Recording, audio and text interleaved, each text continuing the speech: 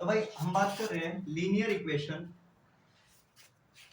Linear equation सबसे पहले हम इसके अंदर बात कर लेते हैं कि लीनियर इक्वेशन होता क्या है। लीनियर इक्वेशन से कहते हैं जिसकी हाईएस्ट पावर या फिर डिग्री एक ही। क्लियर हो गया? जैसे मैं लिखता हूँ, सामने देखो भाई, ax plus 4 is equal to 0 या फिर ax plus b is equal to 0। यहाँ पे वेरिएबल क्या हो गया? x हो गया। और x की जो हाईएस्ट डिग्री है वो कितनी दे रखी है? 1 है। तो हम कह सकते हैं जिसकी जितनी ज्यादा पावर हो, मतलब हाईएस्ट पावर एक हो, तो वो क्या कहलाती है? लीनियर। इसी तरह क्वाड्रेटिक की बात करें जो हम चैप्टर 2 में और चैप्टर 4 में पढ़ने वाले हैं, उसमें हाईएस्ट पावर कितनी होगी? 4। लेकिन इसने कुछ और ऐड कर दिया इसके अंदर कि लीनियर इक्वेशन इन 2 वेरिएबल। कितने वेरिएबल भाई? 2 वेरिएबल। कहने का मतलब है कि भाई इक्वेशन तो है लीनियर, लेकिन कितने वेरिएबल के साथ? 2। तो हम कह सकते हैं ax plus by plus c is equal to 0। ये हो सकता है, कोई दिक्कत नहीं यहाँ तक। नहीं तो ऐसे भी नहीं लिखना, तो कई जगह ना तुम्हें ऐसा लिखा हुआ मिलेगा ax plus by is equal to c। यहाँ तक कोई समस्या? तो ये हमारी पहला वेरिएबल x हो गया और दूसरा वेरिएबल क्या हो गया? y हो गया। तो भाई वेरिएबल तो 2 हो गए। तो इसने कहा भाई linear equation in 2 variable. Clear हुआ यहाँ तक?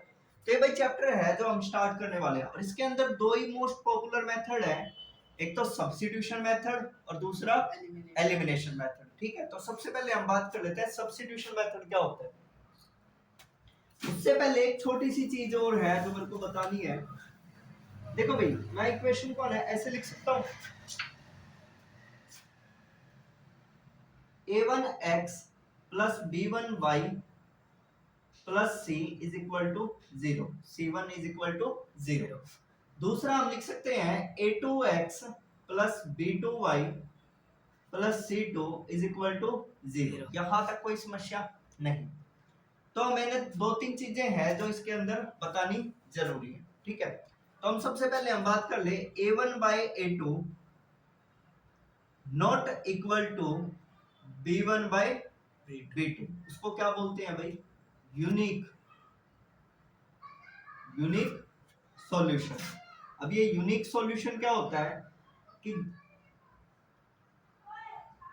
यदि हम यूनिक सॉल्यूशन की बात करें तो जब कोई लाइन x कोमा वो कोई लाइन जो है एक ही पॉइंट पे काटती है, जैसे ये दो लाइन होगी और ये कितने पॉइंट पे काट रही है? सिर्फ इस पॉइंट पे, और इस पॉइंट को क्या बोल देंगे? x coma y। क्लियर हुआ या नहीं? यहां तक कोई समस्या भाई? और देखो, जो लाइन इंटरसेक्ट करती है ना, उसको ना कंसिस्टेंट लाइन बोला जाता है। क्लियर हुआ? जो लाइन यूनिक सॉल्यूशन या फिर पॉइंट सॉल्यूशन किस नाम से जाना जाता है? Point solution. यहां तक बात क्लियर हुई? इसके दो नाम है, या तो तुम यूनिक बोल दो या फिर पॉइंट सॉल्यूशन बोल दो, लेकिन जो लाइन इंटरसेक्ट करती है उसको क्या बोला जाता है? कंसिस्टेंट। क्लियर हुआ या नहीं? चाहे एक बारी काटे या फिर 1000 बारी काटे, यहां तक कोई समस्या? अब मैं कह रहा हूं कि भाई a1 जो है ना वो किसके बराबर है? a2 के। क्लियर हुआ? एक बार इतना होता रहा, फिर आगे बता। बुक दिखाना है।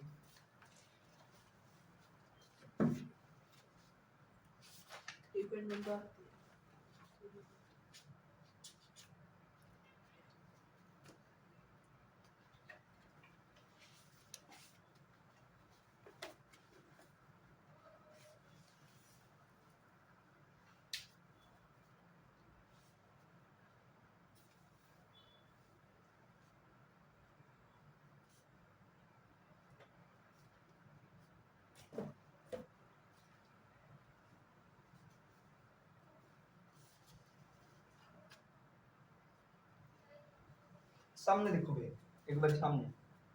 अभी तक देखो a1 by a2 is equal to b1 by b2 but not equal to c1 by c2। Clear हुआ? जब भी हमको इक्वेशन करेंगे सबसे पहले इसको चेक करेंगे। यदि a1 by a2 not equal to b1 by b2, वो हमारा क्या कहलाएगा? यूनिक सॉल्यूशन या फिर पॉइंट सॉल्यूशन। क्लियर हुआ? पॉइंट का मतलब एक ही पॉइंट पे काटना। x कोमा वाई, मतलब वो पॉइंट होगा जिस पे काटेगी, ठीक है, और ये क्या होगा, कंसिस्टेंट। क्लियर हुई।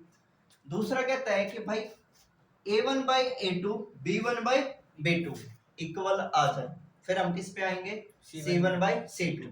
यदि ये इसके इक्वल नहीं है तो लाइन जो है ना आपस में एक दूसरे के क्या है, पैरेलल।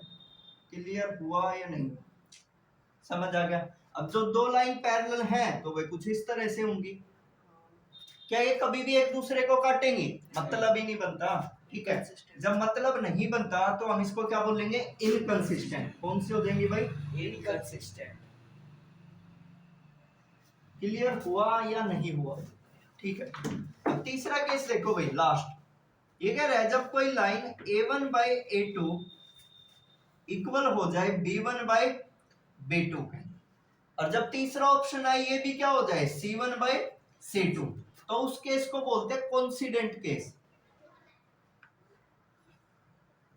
कोइंसिडेंट का मतलब होता है मैनी सॉल्यूशन, मैनी सॉल्यूशन।